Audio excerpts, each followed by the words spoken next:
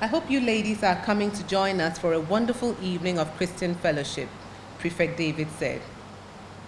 Juliet laughed. Can't you hear the DJ? Mercy? Prefect David asked gently. He took a step towards me. I began weakly. The fly, school jam. Perry, dear God, I love you, but not tonight, please. Elizabeth, thanks for speaking to Joy News. Is this your first time doing the reading for the Writers Project? No, it's not. I was here probably a couple of years ago. Yes, about 2012, I think. Yes, I came to read The 12th Heart. So, comparing the first reading to this one, how would you say the reaction or the public has, the response from the public has been? In both cases, very encouraging, a very engaged audience. Yes, so I would say that I was equally pleased with that as with this. You write in a genre that's not very popular here in Ghana. For writing for children, I mean, what makes it easier or what makes you interested in writing for the younger folks? Personally, I think younger people are more interesting. It's a more interesting stage in life. It's a stage when you are growing up, trying to discover yourself, trying to find what your boundaries are, trying to find out how far you can go, what exactly you can do, and finding out who you actually are, the way you react in different circumstances. You find out a lot of these things in your younger years. And you're also subject to a lot more influences than you are when you are an adult. Therefore, you are more malleable, as it were, because these influences they could be good influences or they could be bad influences. So I find it's a very exciting group to write for. There's just so much going on in those years between probably about 8 years old and about 18 years old that I think the avenues for ideas are unlimited. So my stories are usually not meant to be didactic. I assume that when my readers, teenagers and children read, they pick up lessons the way we all do pick up lessons from everyday life, from the things that happen to us.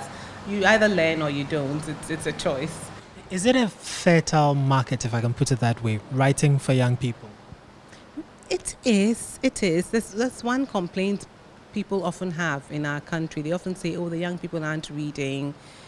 And that may be the case, but I have come across so many children who have told me how they've enjoyed my books that I feel that it is perhaps our responsibility to continue to stimulate their interest in reading, perhaps from a younger age. Very often, I think in our setup, we put so much emphasis on the strictly academic side of things. But when the children get into school, it's 1 + 1, 2, 2 times 2, and so on, and so that the hard grind, and we don't leave as much room for creativity.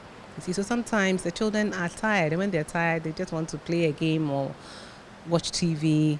See, and I'm not sure how often people have time to even read to their children when the children are young, because that stimulates an interest in reading. You see, so I think that it is an area of growth in this country, and it's not as bad as people would say, but obviously there's a lot more that needs to be done to continue to interest our children in reading. But some of you have inherited curses. He looked at our confused faces and went on. How have you inherited curses? Through your names. There was a sharp intake of breath from the gathered students. Kojopoku Labi's mouth hung open. Some of you have been named by spiritually blind parents and by elders in your family who insist on following tradition. Now, evil and bad luck follow you. Does it surprise you that certain traits and habits show up in your life? Bartholomew asked. Do you know why you get poor grades? Do you know why you lie? Do you know why you steal? He pointed a hairy arm at us. Check your name. You were named after someone who was a dunce or a thief.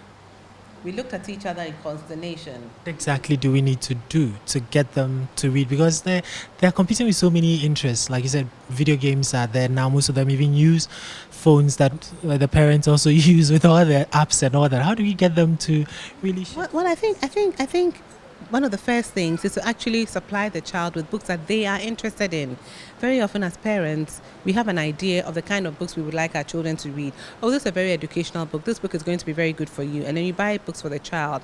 But that child is not you. and that child may not be interested in what you are interested in. So it's probably a better idea to take the child to a bookshop or to a library and allow the child to explore, pick up books with them, and don't say, oh no, I don't think this is suitable for you, take that. If the child picks up, so long as it's not pornographic, which I'm sure you're unlikely to find in a children's bookshop, allow the child to decide what they want to read, and from there it builds on.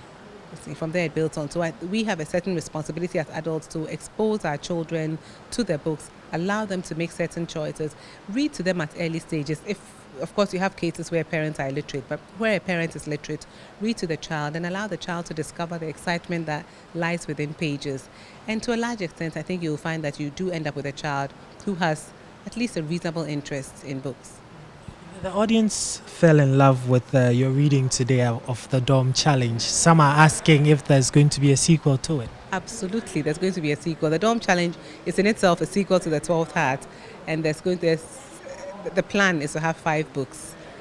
5 books in there, yes. In that particular series, yes. So we'll be looking forward to that. Thank you very much, Lee. Thank you.